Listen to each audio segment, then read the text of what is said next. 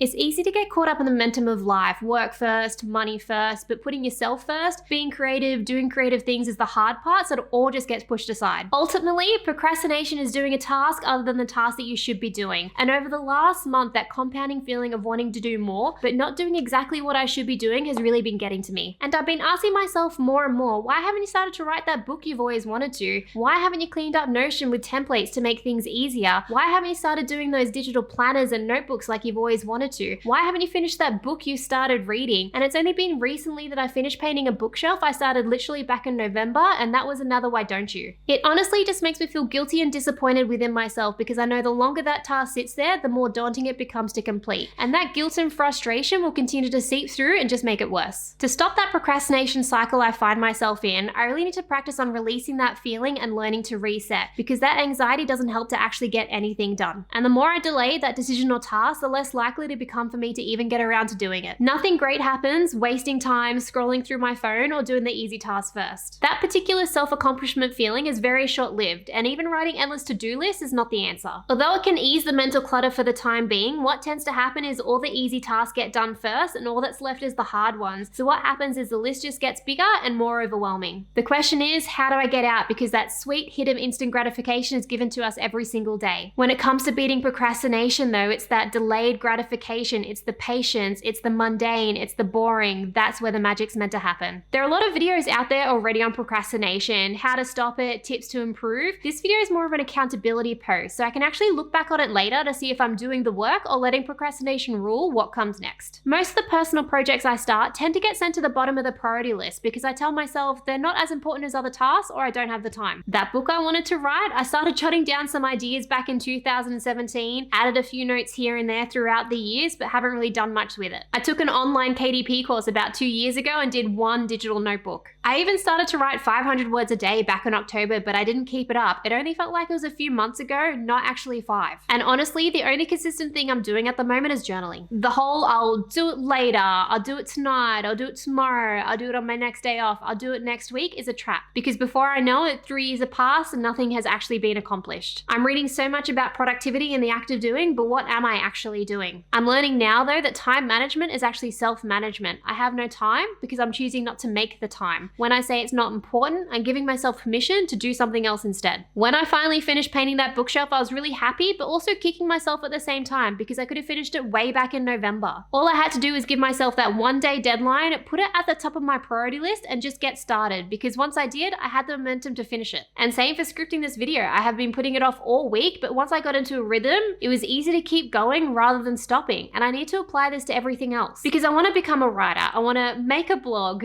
do books, create digital art that I could turn into assets. And I asked myself, how can I achieve this? And it's through daily habits. It always comes back to the systems, and that's what's going to make it successful. And with those daily habits, I want to write 1,000 words a day, 500 based on storytelling, and then 500 on video scripting and a blog. I want to spend 2 hours a week creating digital assets without the pressure of money. If it makes money, awesome, but it's about being creative. I'll spend this time upskilling myself to become a pro at Canva and KDP by creating notebooks and planners and diaries and all sorts of digital art. I also want to build better habits around reading, so an hour a day will be dedicated to nonfiction, as well as 2 additional hours on the weekend for fiction to help with creativity and storytelling and just to balance it out. All these goals and habits I'll be tracking through Notion, so I'll be able to improve templates and see the progress at the same time. Limiting decision fatigue will also be key, and using calendar blocking. Don't do laundry if it's not laundry day. Don't research for the pod in the morning if the evening is dedicated. Trust the systems I created, stick to what's next, and focus on that. Over the next 6 months, I want to improve my daily habits with a balance of work and creativity and get that foundation solid. I want to eliminate the effect that procrastination has on my life. Also, if you're stuck and need some simple, easy apps that I personally use to help with productivity and focus, check out this video.